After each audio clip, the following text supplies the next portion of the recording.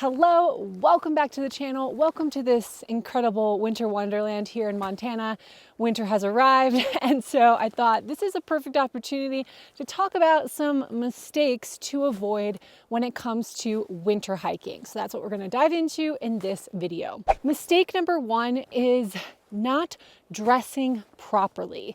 So when it comes to really any hiking, summer or winter, I am always thinking about dressing in layers. As you can see, I'm wearing several layers here outside today, and that's really key to you being able to adjust as you move, which is really important. So believe it or not, in the winter, it's actually not that hard to get hot and sweaty when you are on a hike. And so having multiple layers allows you to take off layers as you get hot and put them back on as you get cold to kind of maintain a comfortable temperature.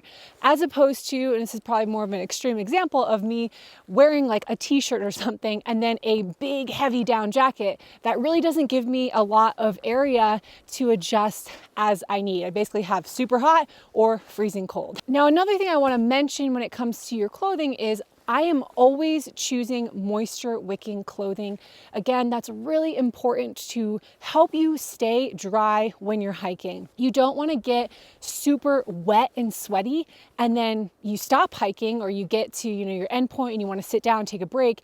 If you are really sweaty, you're gonna get cold really, really quickly. So dressing in layers and wearing moisture wicking clothing will really help you stay dry and adjust on your hike as needed. This is also important in preventing hypothermia, which is really, I think, for me, one of the things that I am most concerned about and trying to prepare against when I'm going out on these winter hikes is hypothermia. So staying dry and having all of the appropriate clothing and layers for the activity that I'm doing outside is really important. Mistake number two,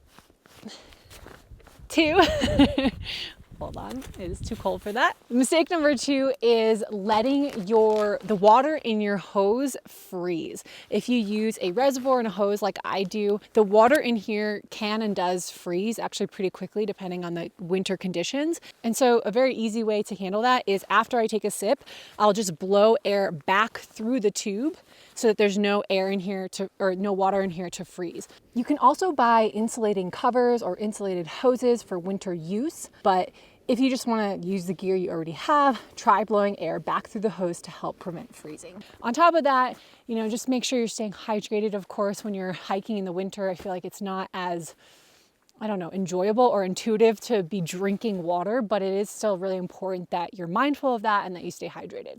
The next mistake is not packing enough high-calorie snacks and foods. I know that when I hike and do things outside in the winter, I tend to eat a lot more. Like my body seems to be burning a lot more calories. It does take a lot more energy to keep you warm in these cold conditions. So making sure that you're kind of factoring that in, that you might have a bigger appetite, and to eat those good high-fat, high-calorie foods while you're outside. I love to pack, just energy bars, trail mix. Sometimes I'll even pack my stove and I'll be able to make some hot cocoa and some warmer foods when I'm out hiking in the cold. So there's tons of things that you can bring, but just making sure that you probably pack a lot more food than you think you're going to need or than you would need in the summer months. My next mistake to avoid is not packing the appropriate survival and emergency supplies and gear. So these are things that I'm carrying on every hike, regardless of what season it is. And these are things like extra clothes, extra food, extra water, illumination, fire, sun protection, emergency shelter, first aid, a knife or a multi-tool, navigation, and signaling. So these are all the things that I'm always carrying, but the ones that I want to kind of highlight here is of course fire.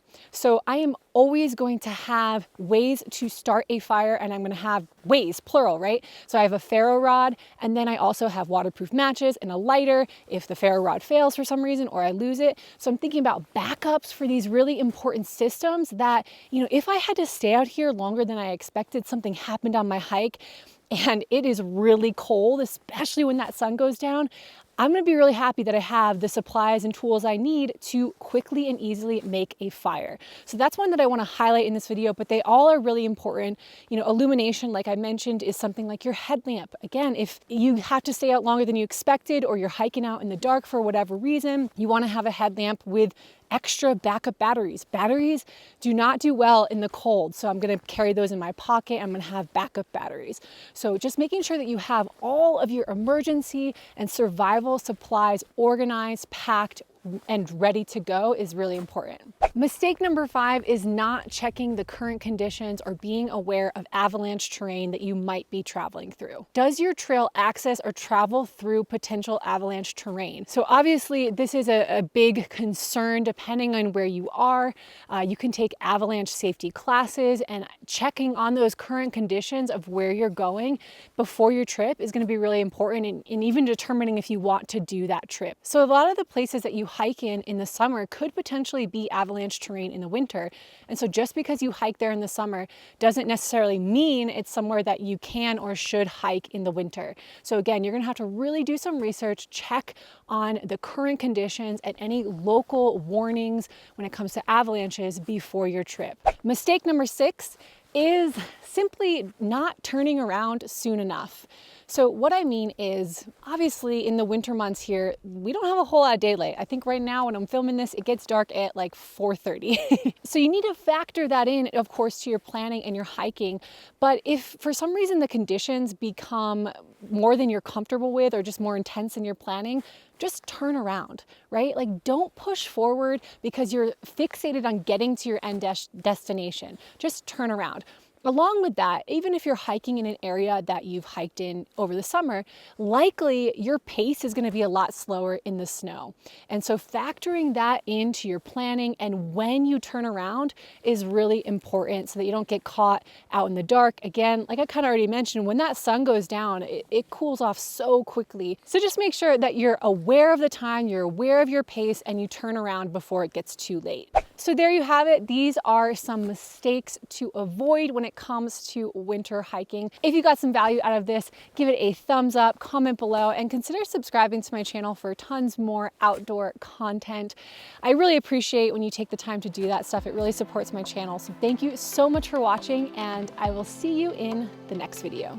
So yeah,